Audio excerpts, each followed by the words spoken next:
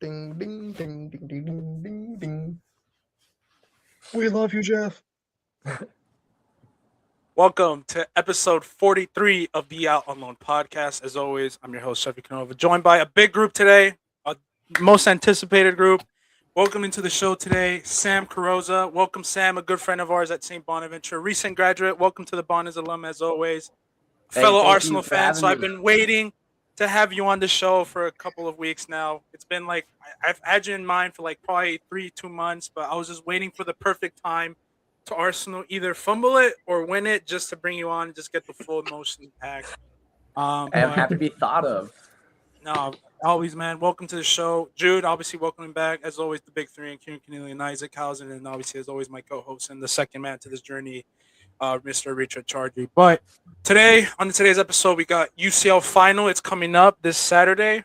Very big matchup. It does feel kind of a little bit dead. I don't know if that's because it's Arsenal or it's just PSG. The two teams are in it. But I'm just kidding. I'm joking.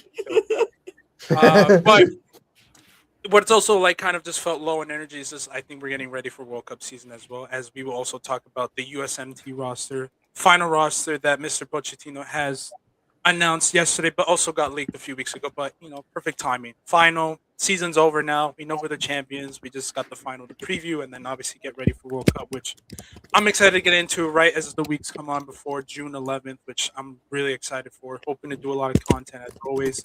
As always, please follow Robert Stone Pictures. As always, like guys, give love to our editor in chief right there, man. The GOAT himself, as we like to call him.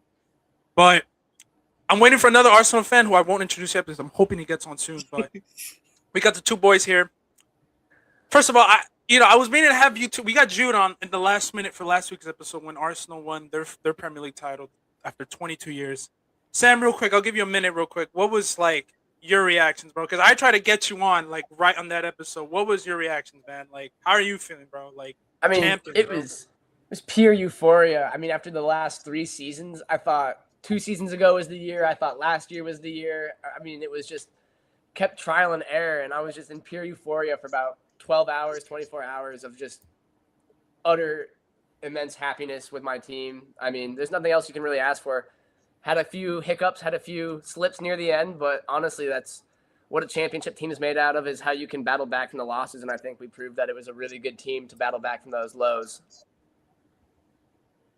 Yeah, absolutely. I mean, with Arsenal, I mean, it's some of the things that we kind of voiced and criticized, kind of bantered a bit too, because we're not the fond. Hey yo, your team busting my team's ass last season, so I don't have too much love for them after what they did, what Declan Rice did. But we did say like they just needed to get over the hump, and figure out a way to win, and they did that. They even through the adversity that they faced. I mean, losing to Man City, I thought it was over. I think a lot of us kind of did. I thought the whole world did as well. But it's good for them that they won it, and they have a chance to really make amends because I don't know if you remember, boys, like at the after the Man City loss, or really after they lost the I think it was the Carabao Cup final. You were like they went from the double, no, from the quadruple to the treble to the double to like potentially nothing. And even at that point, a lot of Arsenal fans said, "Hey, like we're still in it." The positive ones, I should say, we're still in this. We can win the Premier League still. There's still time for that, and then we can get a nice little Champions League into our first ever. So the turnaround for you guys has been absolutely amazing. I think since City dropped points in the Premier League, I think ever since that Everton game, like it's all sunshines for Arsenal. The potential too, like you can get a Champions League, but Champions League, you do have PSG right in there, the reigning defending champions, the arguably to a lot of people in their eyes the best team in the world, in terms of their style of play. I think it was you, Arsenal, PSG, Barca, and Bayern. Obviously, were like the top four heavy contenders that we were waiting to see match up. Obviously, we didn't get Barca in that semifinals because they got knocked out, but you know, PSG were one of the favorites, and you two as well. Well, how are you feeling, man? Like, how are you feeling for that final? I wanted to get both of your boys' perspective on that, and then we'll get to the panel as well. I'll let Jude go first here. Oh, come on. I was gonna let you go first, but all right. I mean, I'm nervous. It's PSG. I mean, they have yeah, they have such good wingers. That's what I'm just worried about their wingers because they have Doué. I'm even though Kvara, he's great, but I'm a little bit more worried about Due because he's younger, and so he's a little bit more explosive, and so, but also like I feel like whoever scores first has the chance to win it. I feel like it's going to be one of those games. Really, whoever scores first is going to win it. If no one scores, it's going to go to pens. And PSG will probably win it on pens if it goes there. But I have no clue. I want Arsenal to win, of course, but I really don't know right now. It's kind of tough. It's kind of tough to say who's going to win it for me. Yeah, I got the predicted lineups in there too. Sorry, go ahead, Sam. Oh yeah, I was gonna say I think one of the biggest things is how Luis Enrique has prepared his team for the European season. Like they haven't played a lot of the French league. Like this starting 11 has not played a lot of the French league. They've been very limited in France in the minutes they've been allowed to play, and really they've been heavy set on the European championship trophy. Like that's where a lot of their minutes, where their team has been playing, and so I think Luis Enrique has been really smart with how he's playing this team and where they're getting minutes and not overstraining them. And I think, Vicha Vargaskelia and Desiree Doué are the two biggest points for me there with how fast they are on the wings, how quick they can cut inside, and how explosive they are just at any point in the game. Once they're on the ball, they're a danger no matter where they are. Yeah. For the rest of the panel, your thoughts as well. What are we going into this matchup? Because I have my thoughts on it as well. But any for the other boys? I'm kind of interested with PSG. I know Ousmane Dembele and Hakimi have been injured for the past couple of weeks. I mean, I know they're fit now. They should be available for the lineup, but I'm interested to see how those two perform because there's one thing to be fit, but if you've been out for 3 weeks, is there going to be a sense of rustiness to them? Is that something Arsenal could take advantage of? I'm not doubting them as players because they are very talented players, but maybe Arsenal look at PSG's right-hand side and see if they can attack Hakimi to see if there's some sort of rust there. So I think that's my one concern with PSG is will those injuries affect them in this final? Yeah, absolutely. I think that was one of the. Oh yeah, go ahead. Whoever's.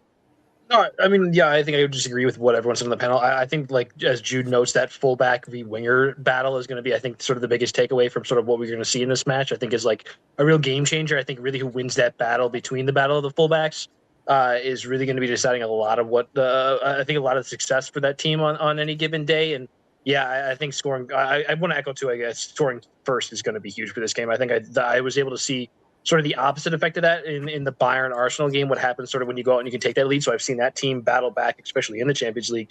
And we've also seen them defensively. I think as much as the complaints have been levied at Arsenal this entire year, it's all been in regards to their attack and their style of play, and it's been nothing towards their defense because it's just been phenomenal the entire year. It's been one of the best. I would say for myself, it's one of the best I've seen, if not the best in my entire lifetime as a unit. Maybe I'm overreacting, but it's just phenomenal up and down the lineup that I think it's really just a matter of you get it. If the ball is anyway in Arsenal's court, I think that defense is good enough to keep it there. Yeah. And I also just want to add on, really interested to see how Luis Enrique sort of, strategizes for this game because obviously we know how Arsenal is going to do. They like keeping their things tight on their defensive end, and even on the offensive side, they have a very, very patient buildup. They don't rushing their passes or whatever it is. But then on PSG side, you have that attacking, aggressive PSG that we've seen on the first leg against Bayern, where, there the Kvara, the Deweys, the Vitinhas, they were on it, right? Nonstop passes, crosses, just shots, and that led to a high scoring game. But then in the second match, it was a defensive masterclass. Pacho and Marquinhos really stepped up. And I'm just really interested to see which side of PSG are we gonna get? Are we gonna get? I mean, my guess is PSG is probably gonna be the attacking team, but then say hypothetically speaking, they do score the first goal, and then what? Are you just defending to defend? Are you satisfied with that 1 goal lead, or are you looking to hunt a couple more, depending on how Arsenal sort of approaches that game? So really interested to see how Luis Enrique approaches it because it's gonna be very, very different from last year's final, which was a 5-0 beating that PSG gave to Inter Milan. And, this Arsenal team, obviously, it's super different from Inter and how they play. So, yeah, excited to see, how that sort of pans out. And they'll also be the 12th undefeated Champions League team, I think, in their campaign. In a campaign, if it wasn't for that Leverkusen draw, I think they'd be one of two to go win every single game in the tournament. Yeah, Wow. wait, what was the stat you said? Because you did mention that for Arsenal that they would be. Would they be They're what? they'll be the 12th, I think, undefeated Champions League winner, where they've won every matchup in their campaign. And I think if it wasn't for that Leverkusen 1-1 draw in the first leg, they'd been. I think the only other team was that Bayern, maybe COVID team, to win all 11 games in their Champions League campaign. Yes, yes, I do remember that Bayern. Yeah, you're correct. It was unfortunate that the COVID season did kind of mess that up because I think Bayern was so close to doing that. But no, I'm curious to see. I think everyone brought up good points about the lineups. I think one of the big things will be how will Dembele and Hakimi be, because Hakimi will be on that right hand side going up against whoever's been on form. With this Trossard or Martinelli coming off. Honestly, I would start Trossard in that game, but we'll get into the lineup soon. And then you have Dembele as well, who obviously is the main vocal point of that team. I mean, that team is built around him. They run through him. Without him, I just don't know how that team will operate. But the good thing about Dembele, even if he's injured or not, is I don't know if we'll see the clinicalness from him, just because I think he will be rusty coming back from that little hamstring injury. But I will guarantee seeing him like running, pressing, as you know what he's been doing consistently now for like the last 2 years with that team. So I'm very curious to see that. And then Arsenal, I think they're really fully loaded to go. I mean, everyone's been rested the last week or so. They're confident. They're in high moods. There's no there's not even that necessary pressure. Like we need to win a trophy because they just won the Premier League. They're probably still hung over at that. They're still. I heard that they're gonna. If I'm not mistaken, from the Arsenal fans, just from the news that you've been reading, the parade is gonna be right after the final, correct? If I'm Yeah, not Yeah. mistaken. pretty So sure. even if like they lose, like they can go out with a high and be like, "Look, we've done our best. We lost to arguably one of the best teams of all time, arguably." So there's that little pressure is just off of them, so they can play loose. While PSG, I think the whole world is just looking at them to really overcome this Arsenal team. Like everyone's looking at them as the favorites and them to be the second team to break the back-to-back record. So I'm interested for this matchup. It's going to be interesting in the sense that um, there's just so many narratives and storylines as well. But what is your predicted lineup? I'll bring the screen back for you boys. What's your predict? Is it, I know I don't look again. I'm not sponsored or paid by Football, but that's like the easiest one to pull up when it comes to predicted lineups and stuff. But obviously, we have this lineup pulled up. Is this kind of the lineup that you're expecting? I think the defense is kind of explain itself, but like, who would you start? Who's like a shocker? Like, put it in and put him into the game, or someone that you probably wouldn't start. I don't know for you boys. What do you think for Arsenal? I think a lot of people are going to look at the Lewis Skelly in the midfield and kind of question it, especially for a Champions League final. But I'm really confident in his ability to like control the midfield and the pace and the tempo of the game. I think I think he played the last 5 games of the season with us, and he looked very confident on the ball. He didn't really make any silly mistakes passing or anything. He was very smart when in possession and stuff. And I think that having that youthful like player in the midfield, and he's also a player that like looks to go forward. I know a lot of Arsenal players don't like to make the risky pass or like the pass that maybe won't get there, will get there. But he's one of those players that likes to like kind of look for that opportunity to see if he can get into the final third. And I really enjoy watching him play. My only other question is if Timber is going to be back instead of Mosquera, because Mosquera does worry me a little bit with the speed on the outside wings. Right, and I to be quite honest with you, um, Mosquera has been like a hit or miss in my opinion from the games I've seen him. I think he has so much upside and potential because I think he's still a very young player. He's like what 21, 22 if I'm not mistaken. He's still a young player. I think Madrid were interested in him at one point when we were trying to look for center backs to buy, and he was one of the options. But I think it's the pace from him, but it's just his reading of the game. Like like if he is the one starting, I think he will start. If I'm making that prediction, I think he will start, but he's gonna have a big task with Kvaratskhelia, who's been having just the season of his life, arguably. Just probably gonna win the best player in the Champions League, the best UCL player, potentially that award that they give out. So he's been on form, and I'm just kind of nervous for that matchup. So I'm hoping that whoever's on that side helping him, like a Saliba, I think, who is going to have to do like double the task. Not only covering those central lanes with Dembele coming in, or Ruiz making those runs, but then just helping out when Kvaratskhelia tries to cut into the left hand side and tries to does what he does best. But then I think another question mark is the striker spots, Jude and Sam. I know Havertz came back, and I've always made these assumptions or like these analysis. I think me and Kieran have done it where there's a difference between him and Gyökeres and their styles of play. I think Gyökeres is more of like a running behind when you give him the ball. feed him in transition. But Havertz is more of like if you want to control the game and get more shots and just kind of be an aerial presence as well. You get in Havertz in that lineup. Who are you guys starting, Gyökeres or Havertz? Because I know Havertz scored technically Havertz won you guys the league, but scoring that one goal against who was it? I think Burnley, correct? Yeah, it was Burnley. Yes. So Yeah, who Burnley. would you start? I'm not mad with the Gyökeres start. I mean, he's just been a little flat-footed to start, I think, this season. I think he's really kind of blossomed, not fully blossomed, but he's coming into his own in the second half of the season. I think if he's faltering at the 60-minute mark, we got to pull him. I don't think there's any harsh feelings there. We just need a goal at the end of the day. Yeah, I totally agree with Sam on there. I totally agree. But another thing I want to point out is I really like where we have Eze in the lineup because, again, he's able Lewis Skelly, he does look to build up, like make those kind of like risky passes, always looking forward. I feel like having him connect with Eze is great because they're the two players that really look forward to press forward, get into that final third, and maybe like feed it to Gyökeres or even Havertz as well at some point. So yeah, I like this lineup. The Mascara, I'm gonna agree with Jeff on there. It does a little worry me about a little bit just because he's not as explosive. So I don't know how he's gonna handle Kvara on that wing. So, but yeah, I like it. Yeah, but just the only thing that worries me is Mascara on that right back. So that's what I have. I also want to say real quick, Kai Havertz does have a Champions League winning goal, like from a Chelsea. Oh, you're right. I forgot. You are right.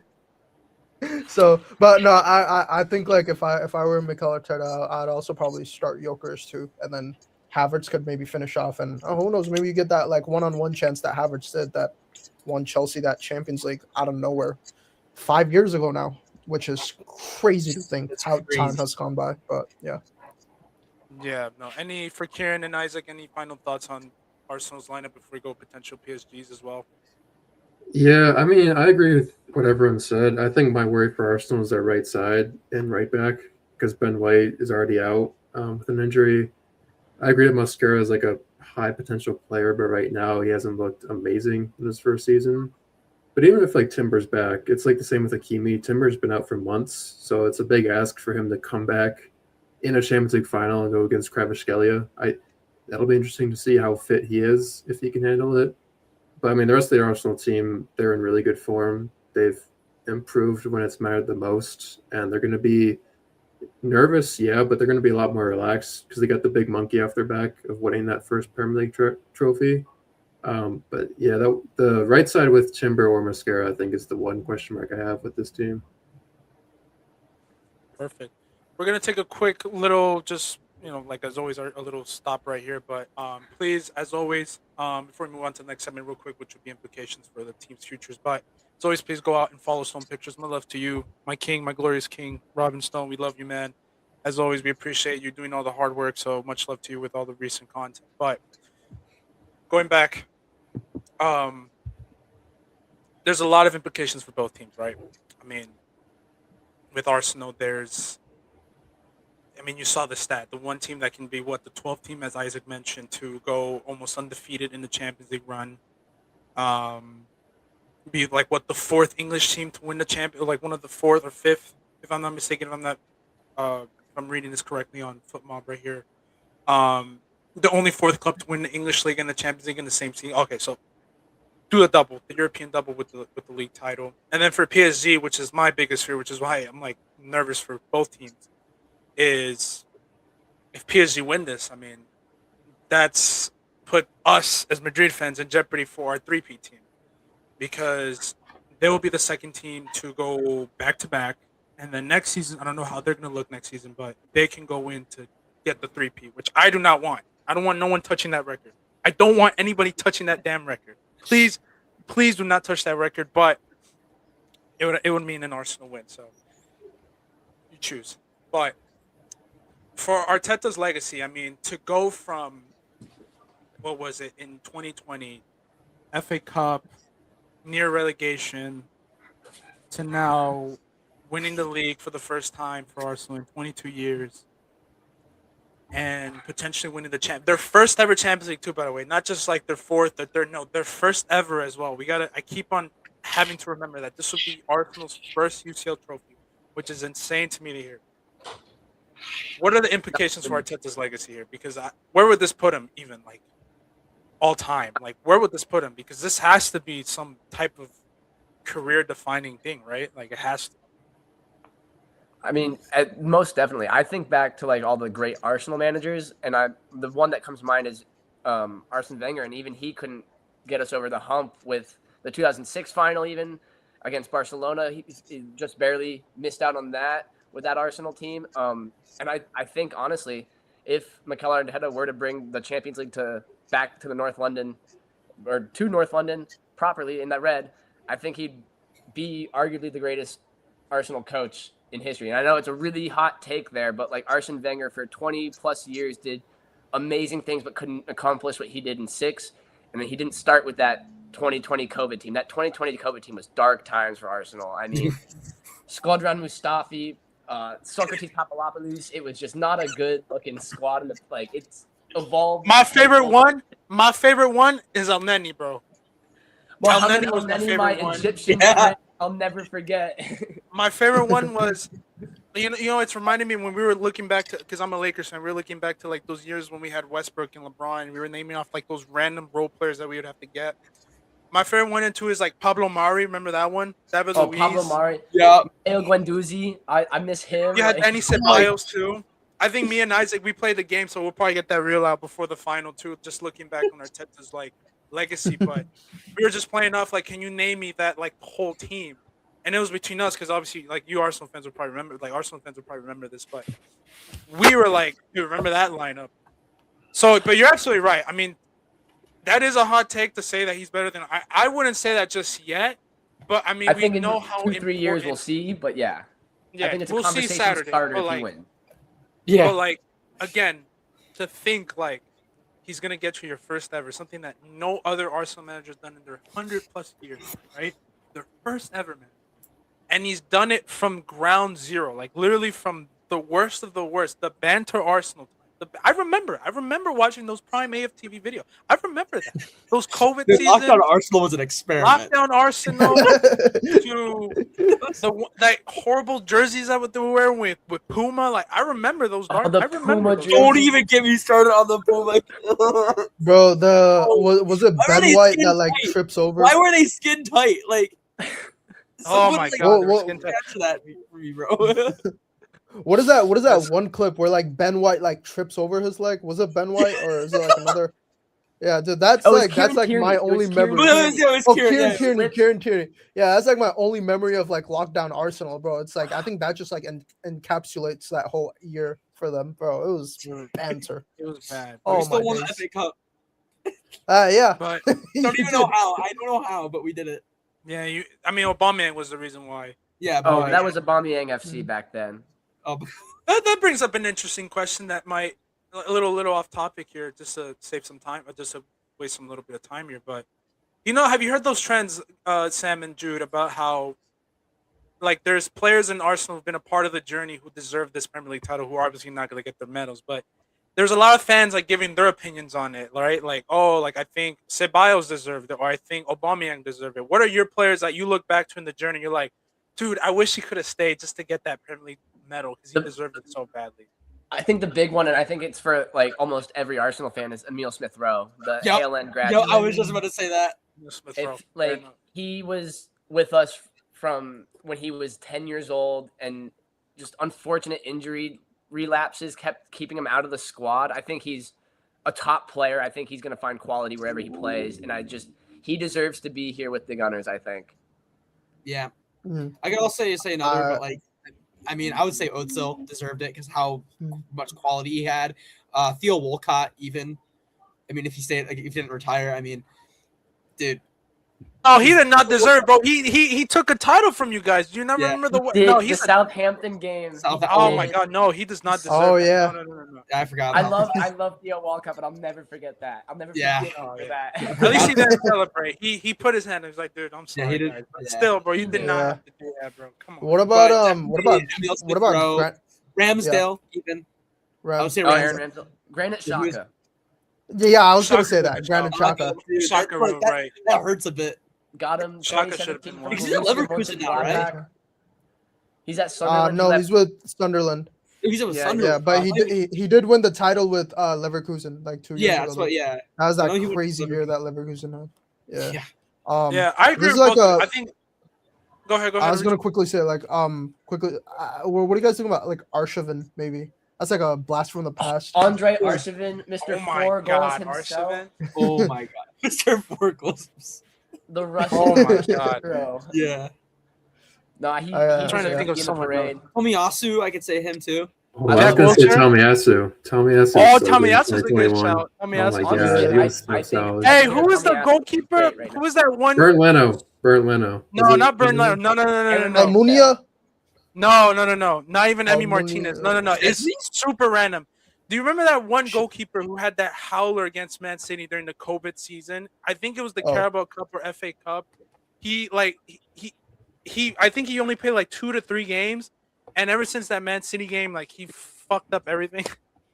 And he pretty much like could not. I know go we back had Matt up. Turner for a minute, but We it's had Matt not him. Turner. Oh, yeah, you I'm guys thinking of, did like- have Matt Turner, but I'm not talking about him. It Oh, was like I'm thinking of it's either Okonkwo or Carl Hein. I like that. I like that. might be one of those two, but like. Because I just remember he had that Man City game where like that was the peak of like how bad you got. I mean, that's the team that Arteta was carrying to what he is carrying right now. Yeah. So, like Yeah. that's how bad it was. Like I think it was bad. Okonkwo because the Maitland-Niles who told him to come off his line, bro. Oh my god.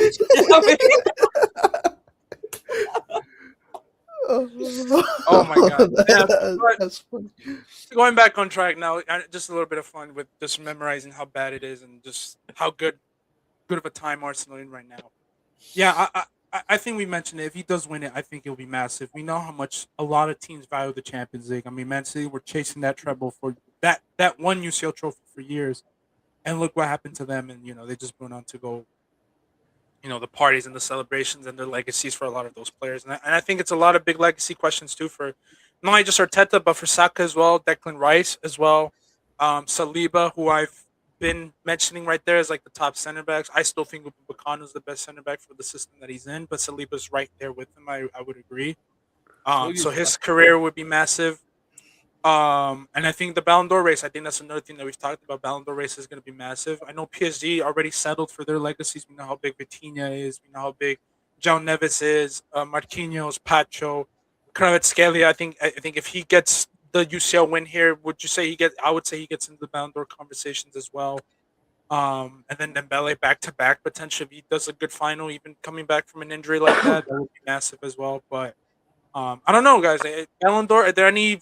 I think a lot of me, Kieran, Aricha, and Isaac said that I think it's going to be tricky to determine a full winner with the World Cup coming on. But I don't know. Are you in the same agreement, or do you think like no? I think if Arsenal win this or PSG win this, I think those guys are guaranteed to get a Ballon d'Or. I think my hot take is neither of those teams win a Ballon d'Or. Okay. I think it's going to be Harry Kane, and I think a lot of it is also going to come down to the World Cup. But I think Harry Kane, with the season he's had, has been undoubtedly the best player in soccer this year. And You just got a friend in Isaac right there, man. Like as an Arsenal fan, it does pay me to say like this ex-Tottenham player deserves it. But like 61 goals, I think he's got in the season, 11 assists. He's about to break the most goals for an English player in a season if he gets, I think, 1 or 2 more. And so it's just one of those things. Like he's had a historic season, even for the age he's had, for the amount of years he's played. For this to be his best season, I think that Harry Kane, especially if he does well in the World Cup, is definitely my Ballon d'Or shout. Okay. Hey, man, I don't think it's a hot take. I agree with you. There might not be that many that might win this Ballon d'Or. But I just want to get your opinion. Jude, what about you? Do you think this is it for Rice? He gets the Ballon d'Or here? I think it could be Rice, but also because he's also in the England squad, so I could see him playing a great World Cup. Definitely being a key player, but I'm gonna have to agree with Sam on this. I would hate to see Harry Kane win it, but he deserves it. I mean, hate Tottenham, really hate Tottenham. Kind of sad they didn't get relegated, but he doesn't. Hey, what do we think of Tottenham? No, I'm kidding. Hey! I'm sorry, So we Colby. got- I'm sorry, my man. I'm sorry, Hey, Colby. I just we should next time. I think for next seasons, if we have if God gives us the opportunity, we're gonna get the Tottenham boys in here, and we're gonna get the Arsenal fans in there for a derby live reaction, or live watch along, Dude, whatever it may be. I'll just That's mute gonna be myself like and I'll just that's like gonna be I'll like be a bloodbath. entertained. That's We'll like get that going. We'll like get that going. I'll try to get a Liverpool fan on. We'll do United, and then we'll try to get Ryan and Isaac to do it, and then we'll try to get your boy on. I'm trying to get an El Clasico one too, man. I Can we think get Kieran's dad on for a Leeds Manchester United game? Oh, that would be good. That would be very, very good. We'll get him on. Like, That- dude, hey Kieran, we do have to get your dad on if Leeds like do well next season. Like, we have to get him on at least would for be a tough. quick He's- little 2-minute. I don't know. I don't know if he'd do it, but it would be a cool idea. I definitely would love to, but I'm he's joking, not bro. much He into. doesn't have to, bro. He can just at least leave a comment on our YouTube section. But Yeah. all right, man. We'll get into finally for the preview. Big implications for all players, Ballon d'Or races, predicted lineups. Kind of know what Arsenal are going to go with. PSG, I think I kind of briefly went over it, but I think it'll be pretty straightforward. Pacho, Marquinhos. I think Nuno Mendes should be fit and ready to go. Hakimi, Fabian Ruiz, Matinha Neves. I think Dembele will play as well. I think he'll play through it no matter the injuries. Kvaratskhelia, Dembele, and I think Doué will start as well. So, lucky for me, boys, I will be watching that game in Argentinian commentary. So I'm hoping to see either some good commentary from my good guy. I forgot his name. I call him my good guy. I can't remember his name, but Mario Claus. There you go, Mariano Claus. I'll be watching him in that Argentinian channel. I'm hyped to see if we'll get some good narrations as always. what time is the match again? What time? I think for you guys it'll be like what 3 p.m. think so. 3 p.m. right? Oh, 12 really? I p.m. thought it was. Eastern time. No, it's earlier. Yeah. 12 p.m. Eastern. I'm pretty. Let Yeah. me double check right now. I think Yeah, because it I is was pretty like- sure I saw it was like 9 a.m. During the Pacific time Champions for League me. final. Yeah, This there's is no awesome, way dude, it's a but 9 a.m. That's like got to be a 3 p.m. 12, yeah. Yeah, it's 12 12 p.m. o'clock. 12 p.m. Eastern 12 time. p.m. 12 p.m. Eastern. Really? Yo. Yeah. I'm gonna have to wake up at Bro, I'm gonna have 9, to wait, 9 a.m. on a updates. Saturday. Where's the chat? Really? Where even is God. it happening? Okay, Is it Yes. Turkey? It's Budapest. Is it Turkey? Budapest. Yeah. Yeah. Fuck. But they but what also is they that, like are a also playing 6 earlier. hour? They're not playing. They bumped up the kickoff time, so they can get like prime time over Europe. They can get more prime time in the rest of the world. That makes sense, but that's such a Get more weird viewers. time. Yeah. Good fuck you, LA and That's a Seattle. Weird time. Weird. Yeah. I don't know why they keep on. They maybe lost two World big Cup is markets like- right there. I mean, dude, Yeah, man. I've been waking up at 7, 8 a.m. to watch Man United, so I'm kind of used to it. Like, my body wakes me up at 6:40 on Saturday thinking, like, yo, it's time to watch Man United. I'm like, no, bro, season's over. God damn. Dude, I've been sleeping good, bro. I've not been waking up to any Madrid games, bro, since their season's been over for like 4 weeks now. So, That was Yeah, me once last Arsenal won the league, I've been sleeping. Oh. year.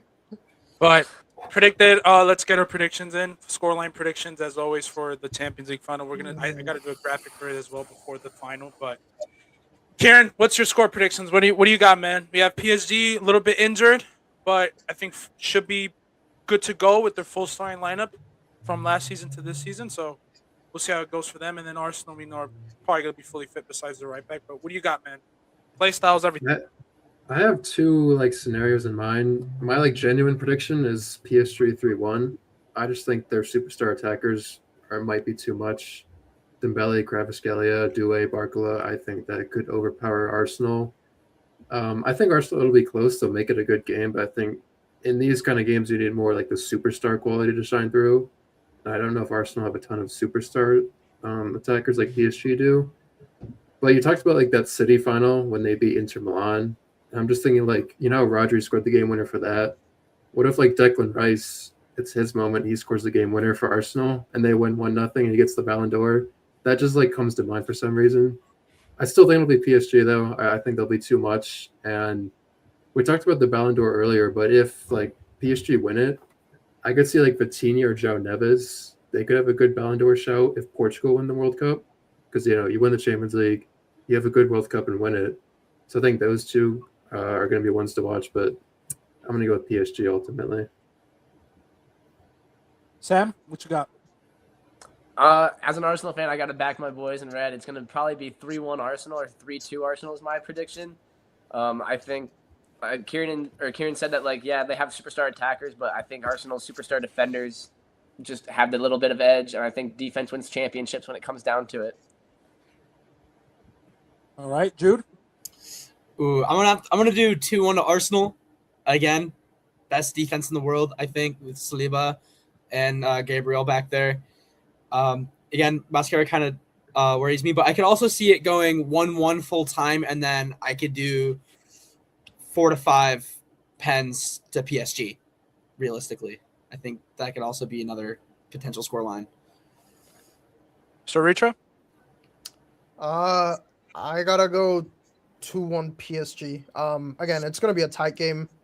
I don't know who's gonna be the scorers because you can't really predict these, and with the way obviously Arsenal plays defense, it's gonna be tough for like PSG's attackers to score like the typical one. So it very well could come back from a midfielder or like like off a set piece and one of the defenders get their head in and you get a goal there. So yeah, no, it's gonna be a tough game. It's gonna be good to watch, but I'm gonna give PSG slightly the edge 2-1.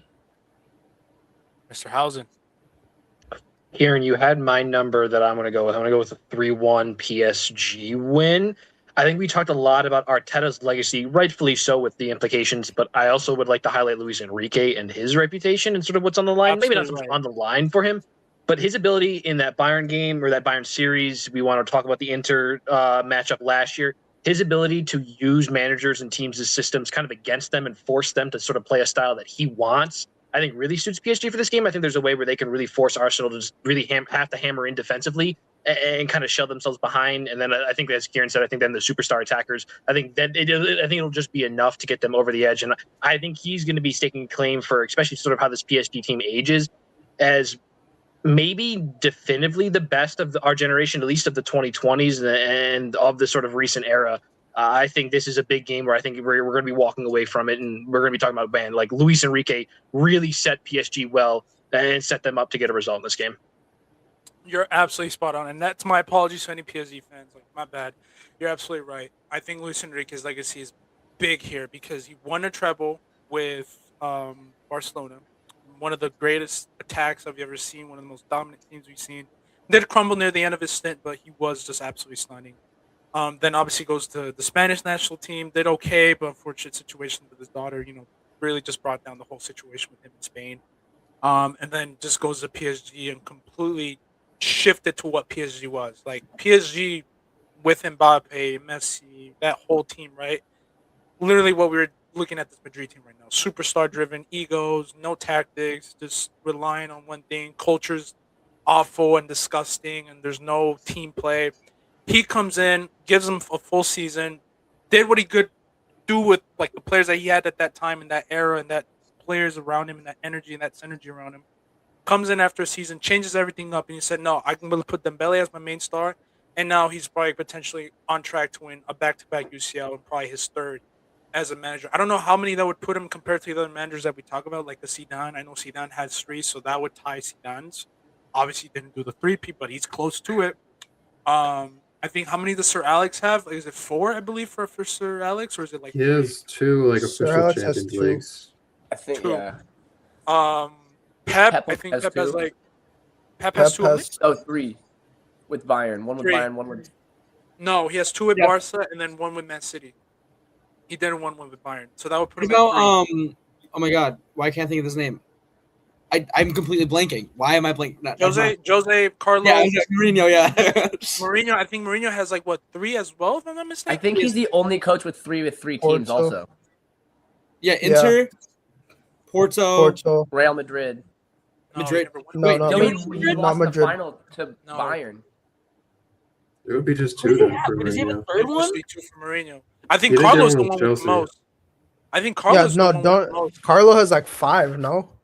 Carlo has some 5, so I mean he has some catching up to do. But look at the names that we're putting Luis Enrique in if he does get this third one, right? Look at the names. Like this is what I mean for like Isaac is spot on here. If he gets that third, some big conversations, right?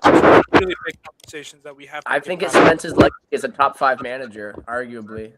Yeah, I think what he's done with these teams is better than what other managers have been handed in the past. Right.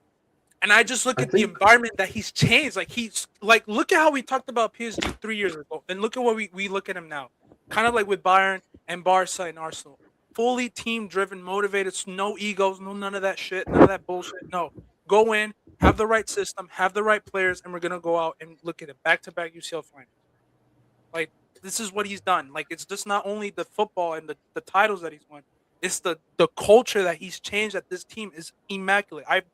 It shocks me to see how much we've talked about PSG in the last 2 years, of how much of a team oriented like organization that it is now, and it's only gonna get better from here on out. I think a small detail this year specifically is how long PSG's season has been. Because if you remember last year, they made the final of every competition, and then they had the Club World Cup, which went all the way till July, and then they had the UEFA Super Cup in August. So they didn't have a preseason. They had 2 weeks off the whole summer. So they had a long last season, early start to this season. They had so many injuries, and yet to go almost back to back Champions Leagues. I think it's just another layer of just how good or how well Enrique's done to have basically no offseason, and you could get 2 championships. I think that's really, really impressive in this day and age. Yeah. Yeah. I mean, it also helps in their league. Like, you can, rest their players because I was gonna say that like too. 30. Yeah. Yeah. I was gonna say, I think If Sam brought PSG it was in the up, too. Prem, I don't think it would have been possible. But I mean, still no knock to them. That's still like a great feat to achieve. Yeah. Achieve. And yeah, I mean, they're also on the verge of achieving history too. So No, But yeah, I completely think it was something weird. Like Dembele only played 11 league games all season in France, and I Yeah. think it's something weird. Like he won Player of the Year, which is a very hot topic because you don't win Player of the Year playing 11 games. But regardless of that, I think just the way that Enrique has limited his superstars in games where they don't need to risk themselves is really, really puts himself in the moment of like, oh, he's a really good philosophical coach on what to do on the field, but he's also got a really good deep bench that he can like call on. And that's something that PSG Mhm. really has developed over this last 2 years. Is not just the superstars in the field, but it's also this deep bench that like is born from France, kind of culture grown and everything. Yeah, no, I completely agree. That's how you load manage, ladies and gentlemen. For any of you superstars in the NBA, that's how you load manage. Kawhi Leonard, LeBron, Anthony Davis, who else? Wemby. whoa, wait, why are you saying LeBron and Whoa, AD? whoa, Like whoa, they were whoa, whoa, they whoa. only miss when they're in. No. I'm just saying for the age. Like that's how The you Lakers you fan? load manage. That's how you load manage. Like you gotta like figure out ways just so you don't get injured and you're ready for the playoffs. Like that's how PSG are kind of operating right now. You gotta give props. That's how Sure. they got it.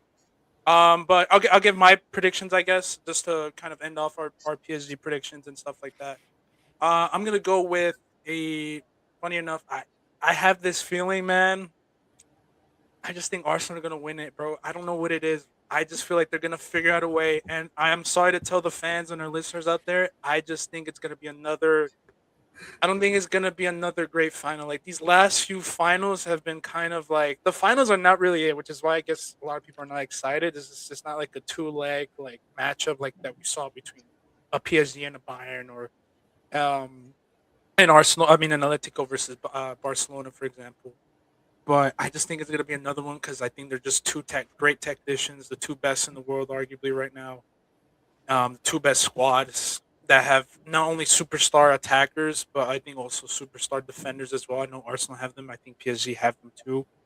But I just feel like Arsenal are gonna nick it. Like they're just gonna get it. I think it's gonna be like kind of like Kieran said, that scenario where like it's gonna be a one goal thing, and I just feel like it's gonna be like a Saka goal. Like I just see it. I can see Saka scoring this final. And I don't think it's gonna be a cakewalk like a lot of people think. Like people think, oh, like PSG are just superior. They play better football, quote unquote. I mean, we saw in their matchup last year as well, which I wanted to talk about, which I completely forgot earlier in the episode. But we saw that matchup last year, and I think Arsenal could have gotten something. They were just a little bit more clinical. And I think the way they press, I think the energy that they're going to bring in, we're going to look into it being similar to how Arsenal started off at the beginning of this year when they beat some big teams earlier on as well in the group stage, or in the league phase, I should say. So I just see them winning, man. Like 1-0. I just see it. I see it. I don't know. I just see it. I can see it. I don't know. I also that just trust feeling. David Raya. Oh yeah, I forgot. You have David Wright too, so he's gonna be having the man of the match performance like Courtois did a few years ago, or Neuer back in those days as well. So I'm gonna go with PSG. I mean Arsenal 1-0 win over PSG to win their first ever UCL. I just see it. But I think that's all I got for PSG and Arsenal. If you have any final takes, final predictions for that, any say it or regret it. I don't know. Anything? That's it. All right, cool. So we're gonna go into our final segment, which will be the USMT. But as always, please follow us on YouTube, Instagram, and TikTok as well. Forget the X. We're not gonna do X for a while, boys. I think that ship has sailed, man. I'm gonna get off Twitter, bro. I've been seeing too much crazy stuff on Twitter where I'm just like, I don't think it's it, man. Maybe all to the body start of next season. It's a cancer, bro. It's a really cancer. But World Cup, man, it's approaching, and we just got the news for obviously all of us are Americans, right? Right? Yeah. Besides, I think Eritrea. All of us here are USMT fans, and it's been a very chaotic, concerning last few months with the form that some of these players have been on and the roster. Question marks regarding Pochettino. We saw the playoff, not the playoff, sorry, the friendlies that they played earlier in the year. I believe it was April or late March, if I'm not mistaken. They played against Portugal and I think Belgium as well. They weren't the greatest of showing, so just saw how very unprepared it looks like the roster is and the team heading into the World Cup. But we just got the roster revealed. I'll try to pull it up. But Isaac, you want to get your Isaac and Kieran? I know I brought you on for that one of the few reasons as well. Like, what are your thoughts, Isaac? You want to go ahead? I know you're the master at this, so we'll let you go first. I just say, like, I think it's another idea that, like, no one gets screwed over more than USMNT fans, other than like Mauro Icardi's partner. Like, that's kind of the thought process I have with being a US soccer fan. Damn. Yeah, it's first of all, I'm just disappointed with the roster. Why are we taking seven center backs on a roster with like no midfield players when like our whole thing is about scoring goals and how bad our attack has been?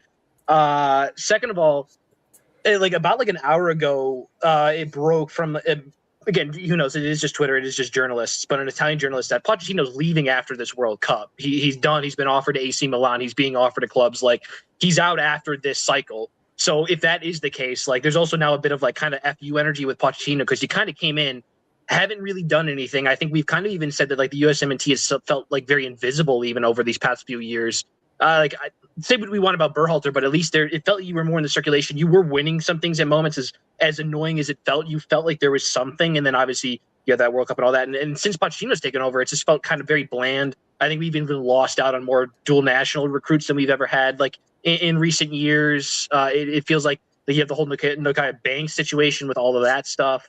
Let alone other players that have left for like Bosnia and Herzegovina. I think there was an example. There's a winger that left for their Brown. Like our debates with Germany. I forgot over there one fullback who was battling between us. I think he might have even got called up to the German squad. Like, it's been really bad on that aspect. It seems like it just seems like another puppet for the USF, which I kind of never thought. I kind of thought Pochettino was going to be that level. Oh, USS! I was about to say, bro, USS. I was like, whoa. At an R. No, it's just terrible. And then like another thing too, this is another small thing. I know Hercules Gomez was talking about this. The fact that players found out of like the 55-man pool from Pochettino all through email, that he didn't even like call or reach out to them. He then backed up his decision. I think it was with the Guardian. He said, "What am I going to tell a player? Am I supposed to lie? Am I going to say that another player's on the roster because today in this period he's a better option?" First of all, yes, that's what that means when you take a player over other players. Like, you think he's better than, or he's more useful. So don't be afraid to do your job, because you're a fucking manager of adult men. If adult men can't take your criticism, that says something about you, not them. I'm not going to say that he's a better player or that you cannot make the roster in the future. Again, not saying no now doesn't mean in the future. Look at Pepe in his last World Cup to where he's going to be brought in the future. Anyway, and then he said, there are 55 players on the provisional roster, and now I need to call them all the players who didn't make it. Do I need to do that in March, in January camp? That is not the way. First of all, no one's asking you to do that for all these random windows. I think that's another conversation about how FIFA has so many different stupid international windows for you to have to do that. Second of all, this is a World Cup. Like, this is a lot of things players like stake their careers on, or put their careers on the line, or base transfer decisions, or base how they play, or where they would fit in, or how they want to play on a national team. To not give them like the respect of a phone call at the highest level, then why should someone at the U18s give them a phone call? Why should someone at U14 give them a phone call? Why should someone at U16 give them a phone call? Well, the head manager for the national team doesn't do it. Why do I need to do that? And those are children. Those are young adults. Those are people that are being formed, and they're playing careers and whatever their identities and all that sort of so on and so forth. You can obviously see with the USMT, they're going to get me into a rant. Just disappointing. I'm not even upset with a lot of decisions. Okay, the first one, everyone's already beaten the dead horse. Christian Roldan. What are we doing? We're vibes guysing this. Like, this is our Christian Leitner for the dream team. Like, what are we doing here? Like, and we're not the dream team. It'd be one thing if we're France and we're Spain and we're taking these like oh, it's the manager's son. He's a really fun guy to be around. And we desperately need any midfield help we can get. And now we're like, you're relying. I've heard that the Gio Reyna, that all these wingers are gonna be able to play defensive midfielder moments. You think Weston McKennie can play defensive midfielder moments? Boy, you haven't been watching Juventus the past year or two. At least I don't think you have. It's just stuff like that. Brendan Erickson's our Swiss Army knife. There's it boggles my mind at moments. It just boggles my mind. Tim Ream, do I need to go on another rant about how we're bringing another 35-year-old to play center back who can't the only thing he can do is kind of distribute the ball, and the thing he's most known for recently is making distribution errors for the USMNT men's national team. It's crazy.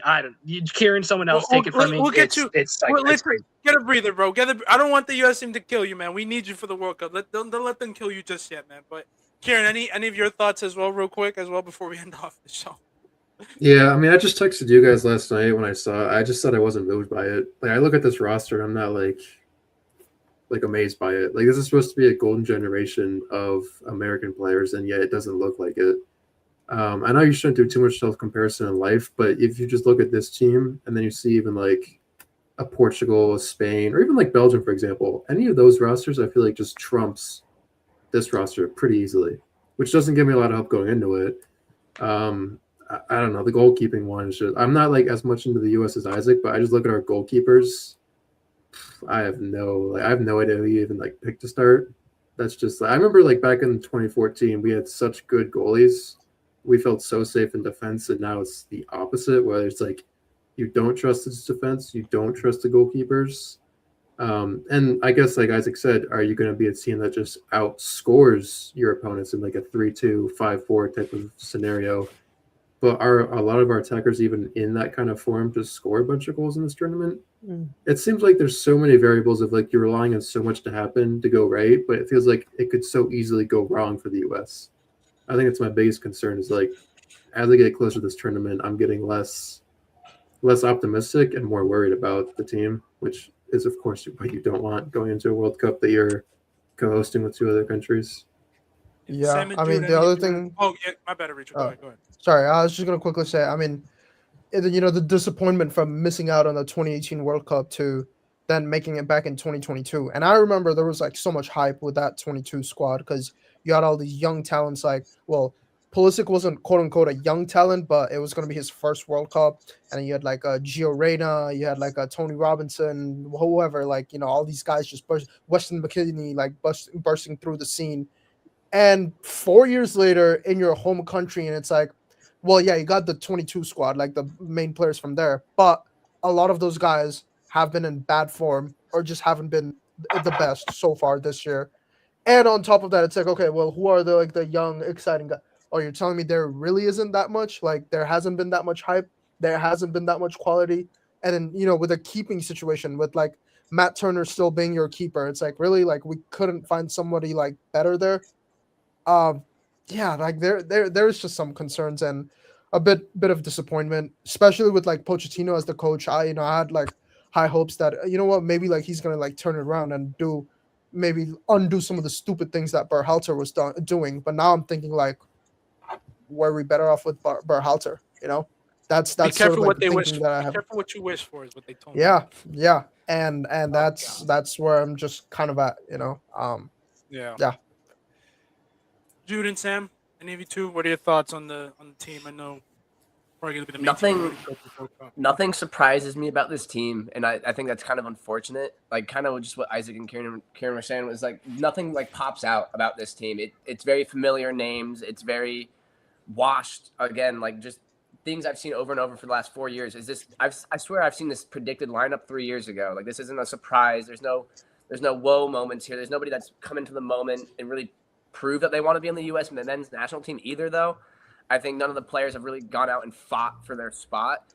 And I do think part of that is just being guaranteed a spot in this World Cup. None of us had to, the team didn't have to qualify. They didn't have to fight for any, placement in their, to prove that they deserve to be here. They were just kind of handed the opportunity. And I think that kind of makes the team very lackadaisical. When you look at host countries in the past, they're all very exciting, but this one I just feel is very kind of handed over, very boring. And another thing, with Tim Ream, we're seeing a lot of old players, but not the old players I'd prefer to see. Where's the Yunus Musa to bring some like veteran leadership into the midfield. We have no midfielders, like especially defensive midfielders. Like we need a Yunus Musa, or even not even older, but like a Tanner Tessman was not called up instead of like when Johnny Cardoso went out. I thought Tanner Tessman was going to be the guy that they were going to call up because he's been playing fairly well in the French league. And I thought maybe that there's some youth players that we bring up, but no, it's just the same names, and it's a lot of the repetitive old-fashioned ways of the U.S. men's national team that I feel like we're too used to seeing. Yeah, I'm gonna completely agree. I don't like the squad at all. I mean, the only name I really like is McKennie on there in the midfield. I mean, he did pretty good at Juventus this year from what I saw. I mean, I didn't watch too much of the Serie A this year, but I heard he had a pretty decent season near the beginning. I could be completely wrong though from what I'm saying, but because I didn't really watch much Serie A. But again, Tim Ream, really, like, come on. I think we have too many MLS players in there. Gonna be honest, we need people that have experience in Europe because those are the guys that are playing against some of the best players in the world.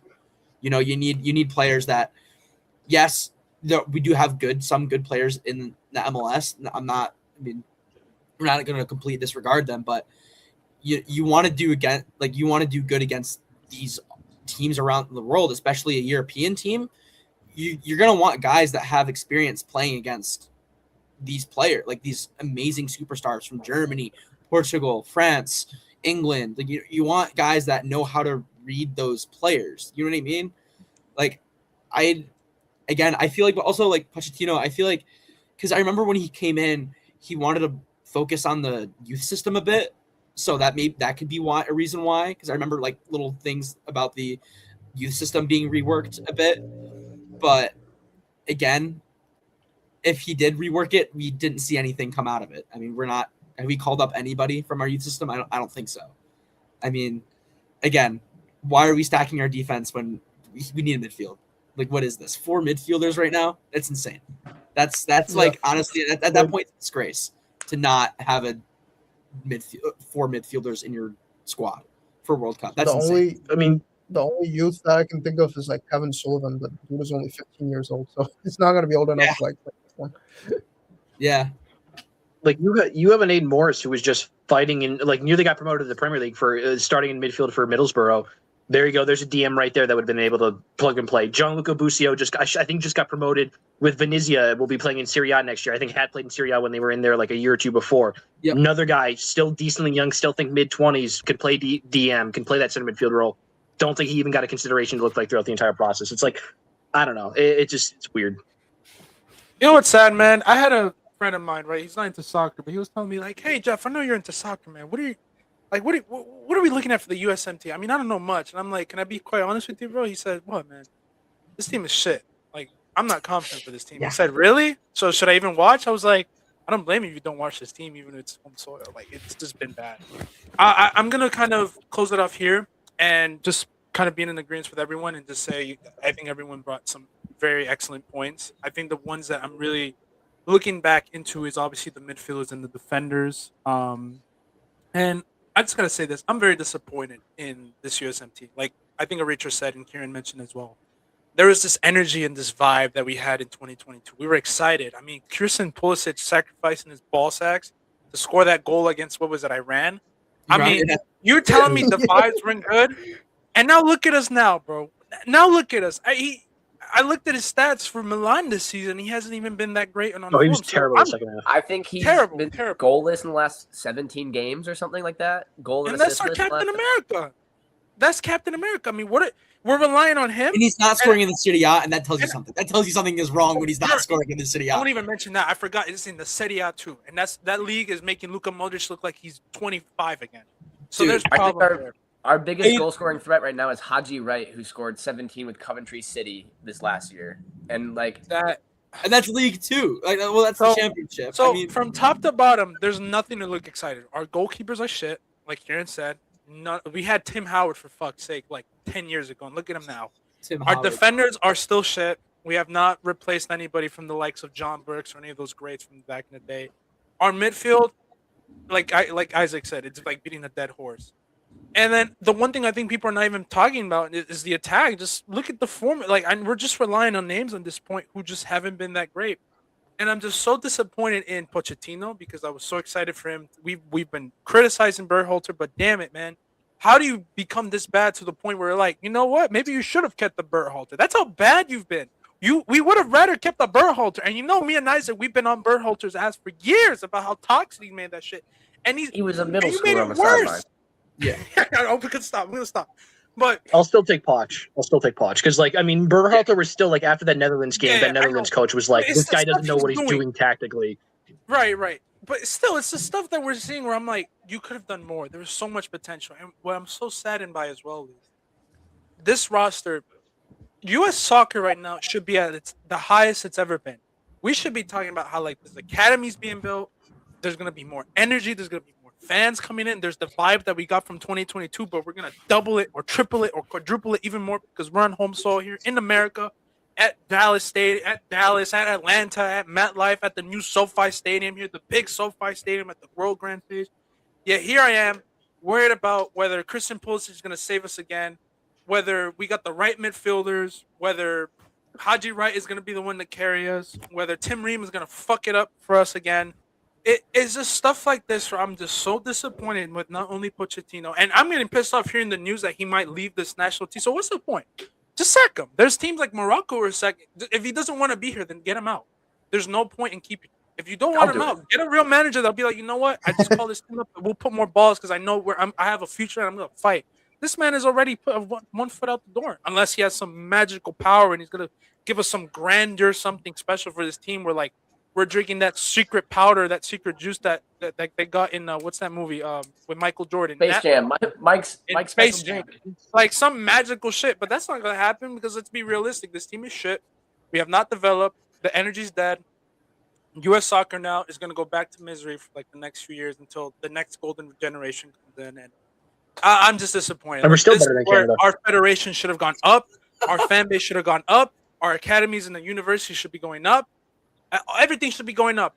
Everything should be going up. And yet all I'm seeing is after this World Cup, we're going to go back to irrelevancy again. Back to irrelevancy. And we had the pathway to be right there as a top nation.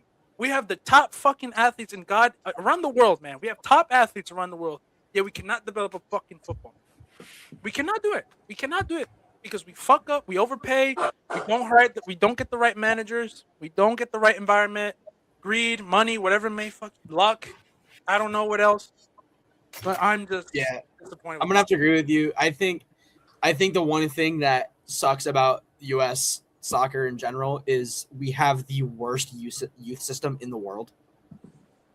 Like there's no arguing. I think we have the worst youth system in the world. It's pay to play. It is totally pay to play. I mean, there are so many. Like I was gonna play for like I did end up playing like kind of like a premier club over the summer, but I could have played for. There was a team called the Rochester Lancers. It was a decent academy. I mean, they got bought out by another team over. They were West New York Flash. They are now. They got bought out by them, but those are like premier teams. Like people, like you pay like thousands of dollars to play with this team. $1,000, like over, like I think it was like I was talking to my dad because I almost signed on, and we're like, yeah, but it's like $3,000 for you to play for this team. I'm like, $3,000 to play for this club?